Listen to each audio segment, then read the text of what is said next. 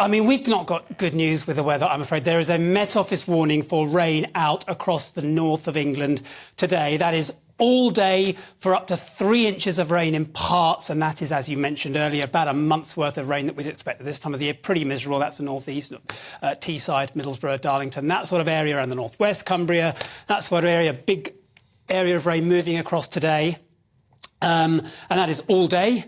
The weather is getting slightly better, but this is sort of it.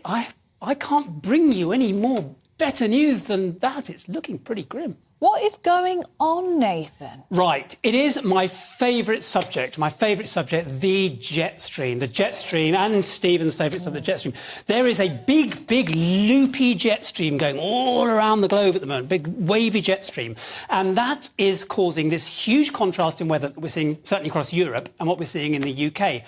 Why is it wavy? It's not normally wavy, is it? It's called meridional. The jet stream can take on a wavy pattern. We'd expect to see this. I would sort of be expecting to talk about this more in a month's time rather than now. And the jet stream is governed by temperature contrasts across the mid-latitudes, which is where we are, in the North Pole. I'd expect it to be a bit straighter and a bit further north than it is now. However, it's not, and we are on the north of the jet stream. That's right, and the jet stream is south to us. So that's why it's cold. That's why it's cooler, and that's why it's pulling in lower pressure systems from the Atlantic and bringing a sort of a low pressure dominated pattern of weather. Whereas in Europe, their weather is high pressure dominated, and we're seeing the effects of that. They're getting exactly the same, really, that we were getting this time last year when we were all baking in scorching sunshine.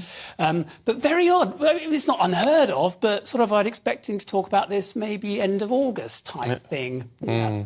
Very, very strange. Can we talk about what is happening in Rhodes? Because this, I mean, some people describing it who are there and being evacuated as it seems like the end of the world. Yes, and this is going to continue for the rest of the week. Again, this heat wave in Europe that we've been talking about now for about 10 days, maybe a bit longer.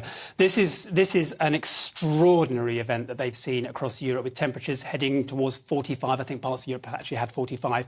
Due to continue this week, I think the Met Office said it's going to abate a little bit and then carry on through the week. But this is high pressure. This is classic high pressure. Clear skies, very hot sunshine at this time of year. Wherever you sit on the subject of climate change, maybe a bit of that in there as well. But extraordinary temperatures and having a devastating effect, certainly in Rhodes this week with the wildfires. Very dry, low humidity. There's about 15% humidity in there, and that is low at the moment. And with temperatures of 45 degrees, that is a tinderbox, and we're seeing the results of that. So, whereas we're moaning over here... Yeah. If that jet stream had been further north... Yeah. We'd actually be in quite an unpleasant situation. Well, I don't know whether we would be... Well, this we can compare to last year, because the jet stream was further north this time last year, and we were seeing temperatures as we got 40.3 in Coningsby, Lincolnshire. That was the hottest temperature we've ever seen. Now, the sun is stronger in that part of the world. The sun is stronger in the Mediterranean, so whether we've hit 45, I think it would be extremely unlikely. I mean, I don't want to say impossible, because this time last year I would have said that 40 is impossible in the UK. Not impossible, but highly unlikely. But we would certainly be having hotter weather than we are now. They do think the jet stream is going to straighten out a bit and move, sort of like middle of August, maybe beginning to middle of August, but it's sort of a stuck pattern at the moment. So we're sort of stuck in this slightly not very summery autumnal pattern, and they're stuck in this hotter pattern. And one interesting thing I must mention, because I spotted this on the National Hurricane Centre this morning. Oh, that doesn't sound good. No, there is a Hurricane Don, formed in the Atlantic, and these things do take a northeastward path towards the UK, which, again, we'd expect to be seeing this in end of August and beginning of September. But they can sometimes... We don't get hurricanes in the UK. We can't get hurricanes in the UK, but they can sometimes get caught up in the jet stream. Why can't we?